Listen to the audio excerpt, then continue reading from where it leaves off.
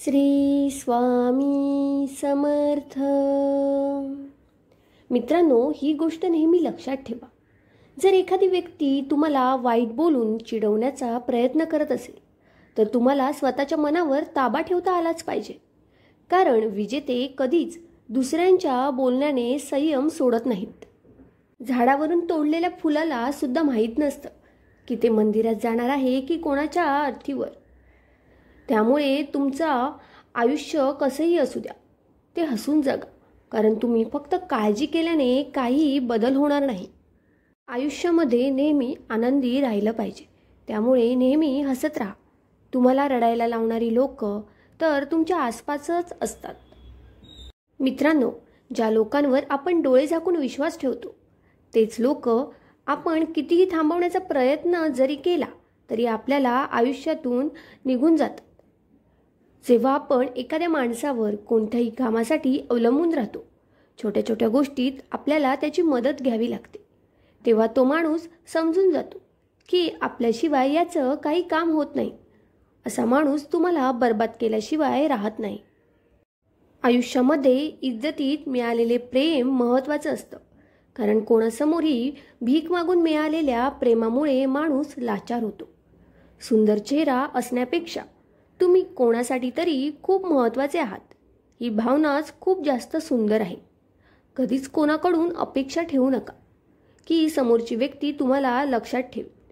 थोडे दिवस शांत राहून पहा, त्यांच्या आयुष्यामध्ये खरंच तुम्ही महत्त्वाचे आहात का.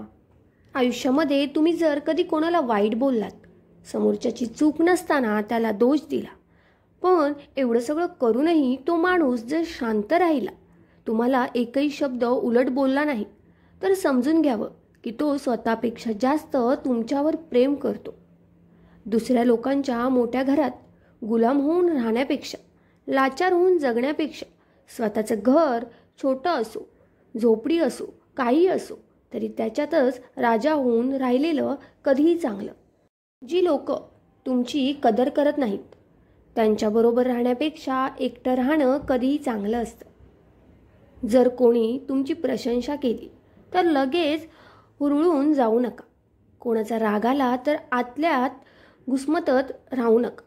आणि जर कोणी खोटं गोड बोलत असेल तर लगेच विश्वास देखील ठेवू नका. ज्या गोष्टी कधी आपल्या होणारच नाहीत त्याच्यावर हक्क कशाला सांगायचा. आणि ज्या लोकांना आपल्या दुःख आणि अडचणी समजणारच नाहीत त्यांना ते सांगायच्या तरी कशाला. कोणतेही काम हिमतीने न घाबरता पूर्ण करा. आज जे तुमच्यावर हसत आहेत तेच लोक उद्या तुमच्यासाठी टाळ्या वाजवतील. तुमच्या आयुष्यामध्ये तोपर्यंत काहीच बदल होणार नाहीत जोपर्यंत तुम्हाला स्वतःला मनापासून बदलावंसं वाटत नाही. देवावर विश्वास ठेवा. कारण आपण जेव्हा कोणासाठी काहीतरी चांगलं करत असतो त्यावेळेस आपल्यासाठी सुद्धा काहीतरी कुठेतरी चांगलं घडत असतं. समोरच्या व्यक्तीवर विश्वास इतकाही डोळे झाकून ठेवू नका की त्याचा खरा चेहरा तुमच्या लक्षातच येणार नाही. खऱ्या आणि मनाने चांगल्या व्यक्तीची कधीही परीक्षा घ्यायला जाऊ नका. कारण ते पाऱ्यासारखे असतात. तुम्ही त्यांना त्रास दिला तर ते कमजोर पडत नाहीत, तर ते तुमच्या आयुष्यातून गुपचूप निघून जातात. खूप चांगले बनायला जाल तर लोक तेवढाच जास्त तुमचा फायदा घेतील.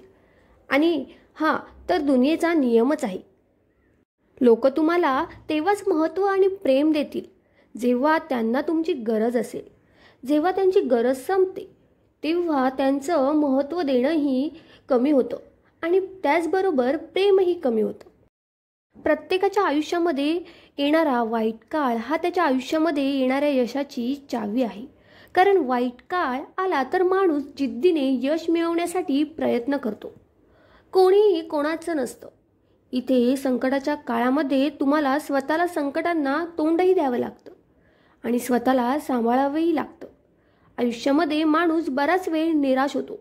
त्यावेळी एकच गोष्ट नेहमी लक्षात ठेवा की तुम्ही अशा लोकांसाठी जगायला शिकायचं आहे जे तुमच्यासाठी मरायला सुद्धा तयार आहेत.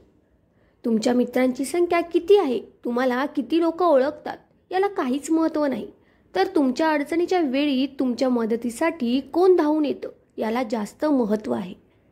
ज्या गोष्टी आपल्या आयुष्यातून निघूनच गेलेल्या आहेत त्यांची आठवण काढून दुःखी होऊ नका. आणि ज्या गोष्टी आपल्या आयुष्यात आहेत त्यांना आनंदी ठेवायला शिका. धन्यवाद. भेटूया अशाच एका नवीन व्हिडिओमध्ये.